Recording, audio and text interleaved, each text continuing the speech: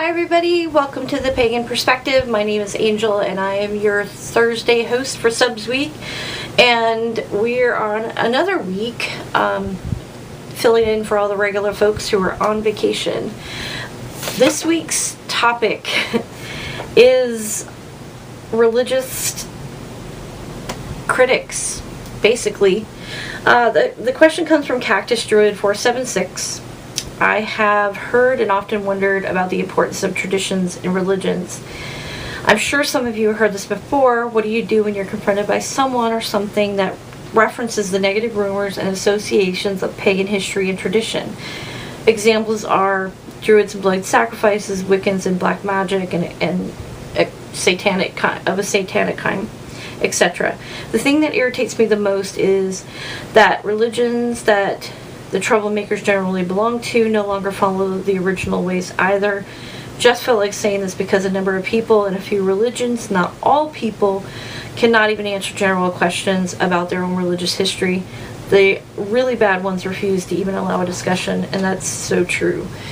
This is such a tough topic, and I've recorded this video a few times, tried to upload it to my computer, and my computer didn't like it, so now I'm recording it again late. Again, this is a tough subject. Most of us that have what mainstream religions consider an alternative path suffer from this kind of, rhetoric and propaganda and prejudice. It's an ongoing thing that we're all trying to overcome. We are growing and people are becoming more aware of what we really are about, which is changing a lot of the thoughts of the way people look at our umbrella termed group. But we still have a long ways to go, unfortunately.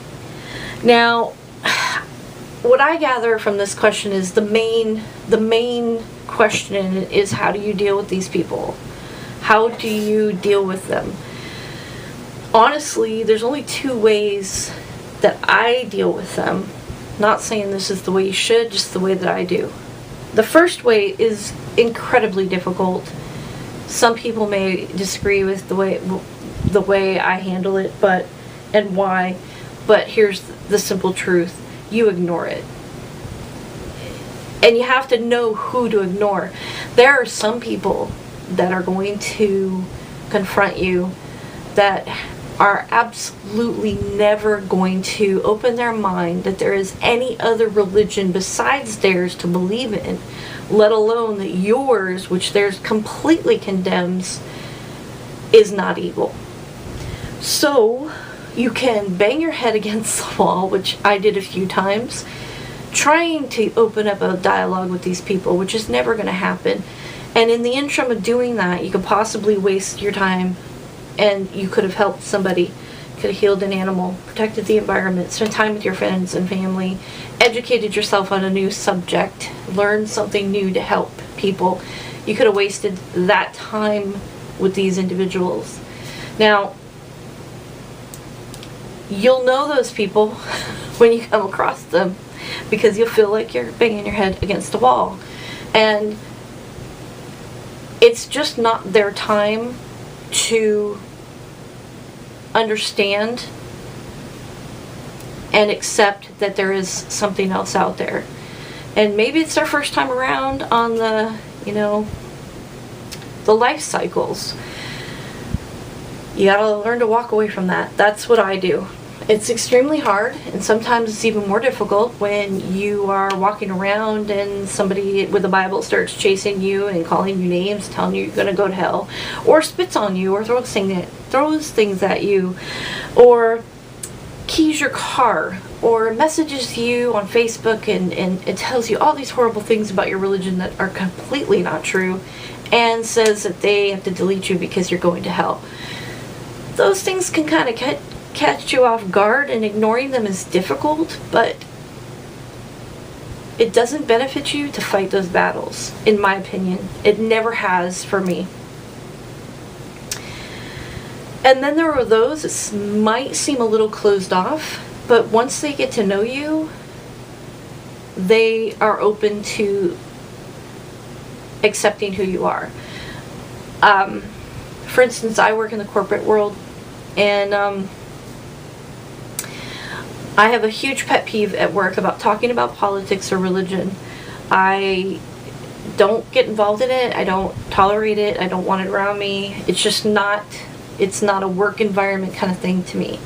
Now, when you build a friendship with somebody at work and you take it outside of work, that kind of changes the ballgame a little bit. So, people need to get to know you, and then when you tell them what your path is, they'll know that you're a kind person, a peaceful person, funny person, you love your family, you take care of your home and your animals that are under your care. And they'll, when you tell them you're a witch, the picture in their head changes. And then the dialogue starts, and the discussions start, and they still may not, and totally embrace what you believe in, but they'll accept and respect that you do. I've run into these people so many times over the last 20-something years of my practice. And even in my own family. And it's tough. It's really tough to face these kind of discriminations in 2013. It seems unreal to me, actually. But, every generation gets better, and we're better, I don't want to say better in that we're better than them, but the enlightenment that people have of our path gets better every generation. So the generation that came before us had a much tougher time, and before that even tougher. So my suggestion is be grateful and embrace the fact that we have the ability to worship openly in most places. I know there are places that that's not true, but in most places than there were a generation or two ago. We're having more of a voice. We have more of a presence in the world. We have internet presence. We have, in communities, there's open circles. There lots of books and tarot cards in bookstores, in general bookstores, not even just pagan bookstores. So we're getting out there. Yes, we're going to have to constantly face these people, but I'm hopeful and wishful that is, the numbers of those type of people are just, disintegrating a little bit. So anyways, how do you deal with those people? My suggestion, and how I do, is either ignore them or let them get to know you as a whole before they know that part of you. So they don't judge the whole of you by that little piece. And that's it. This is a really interesting subject, and this weekend I'm going to watch everybody's videos and see what everybody said, because I think it's going to be really enlightening for me to hear other people's, opinions on this, and maybe their struggles as well. Alright, everybody, until next week, I hope everybody has a great rest of the week, awesome weekend, and I'll see you next Thursday. Bye! Frankie's done with us recording videos tonight. He's ready for bed. Say hi, Frankie! Good night, Frankie.